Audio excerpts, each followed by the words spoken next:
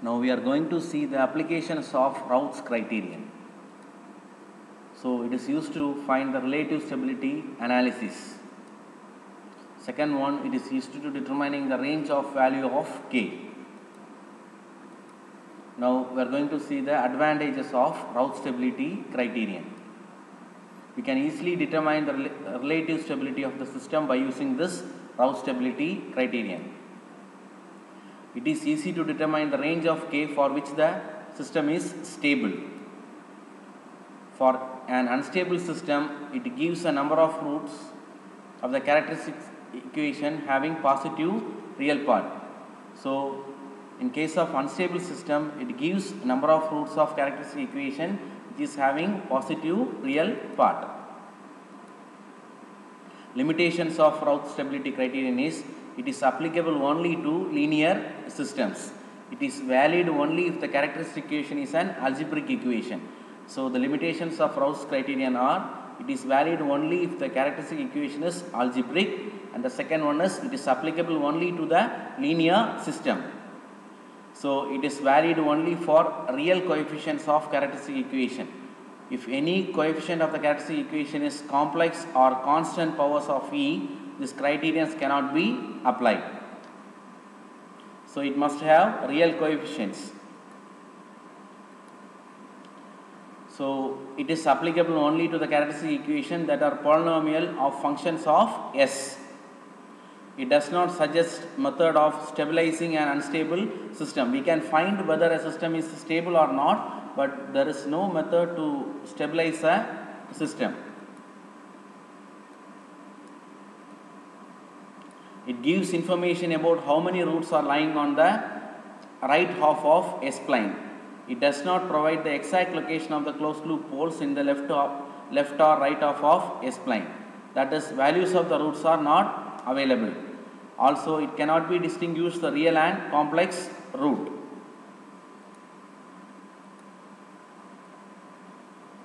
Now we are going to study the response of a system.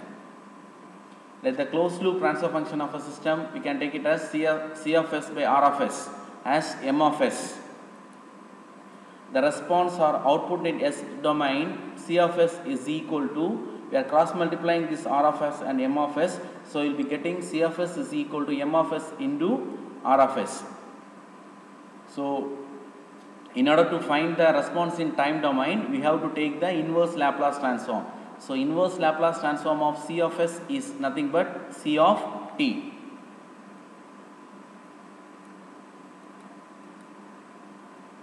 So, inverse Laplace transform of R of S is nothing but R of t. For impulse input, R of t is nothing but delta of t. So, R of S is nothing but Laplace transform of delta of t, that is nothing but 1. So, impulse response of the system is nothing but inverse Laplace transform of C of S. So, what is C of S? C of S is nothing but M of S into R of S. So, already we have studied R of S is equal to 1. So, it is nothing but Laplace inverse of M of S. So, Laplace inverse of M of S is nothing but M of t. Hence, the impulse response of a system is the inverse Laplace transform of system transfer function. Okay. If you take the inverse Laplace transform of the transfer function, you will be getting the impulse response of a system.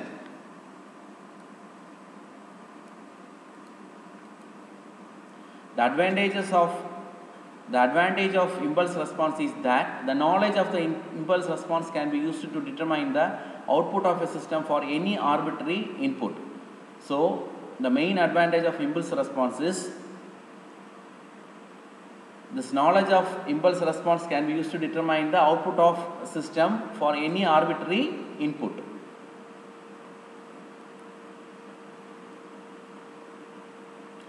The output in S domain is the product of transfer function and the input in the S domain.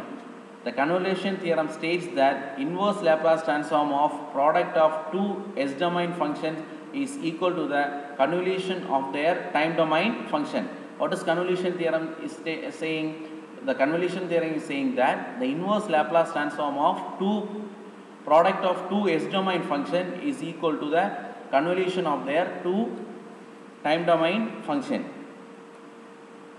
So L inverse of M of s into R of s is nothing but integral minus infinity to infinity M of tau into R of t minus tau into d tau. So this is nothing but by using convolution theorem. So the response of a system in time domain C of t is equal to L inverse of M of s into R of s. That is nothing but integral minus infinity to infinity M of tau into R of t minus tau into d tau. It can be concluded that the response for any arbitrary input is given by the convolution of impulse and the input. Okay. So if you convolute the impulse and the input, you will be getting the response for any arbitrary input.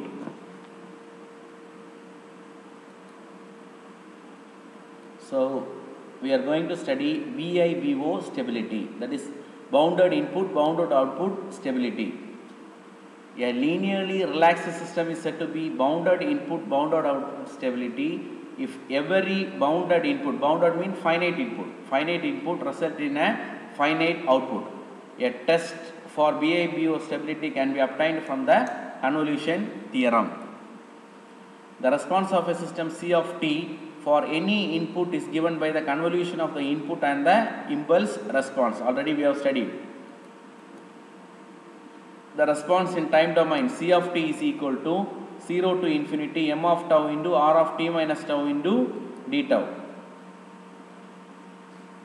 A relaxed system is one in which the initial conditions are 0. Hence, the limits of integration is from 0 to infinity. So, what is relaxed system? A relaxed system is nothing but a system in which the initial conditions are 0.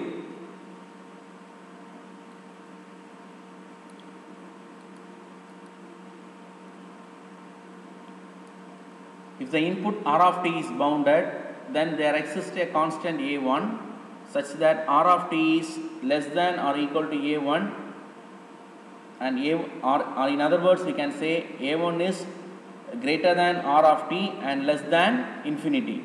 The condition for bounded output for this bounded input condition can be derived as follows. On taking the absolute value on both sides, we are having C of t is equal to 0 to infinity M of tau R of t minus tau into d tau. Since the absolute value of an integral is not greater than the integral of the absolute value of the integrand, C of t is less than or equal to 0 to infinity M of tau into R of t minus tau into d tau.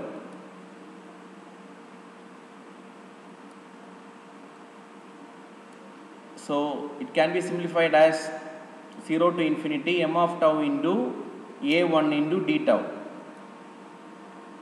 So for bounded input, R of t minus tau is less than A1.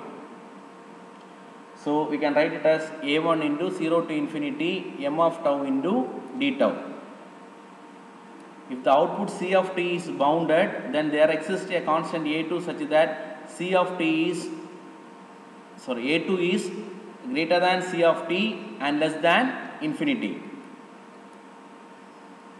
So this can be written as A1 into integral 0 to infinity M of tau into d tau,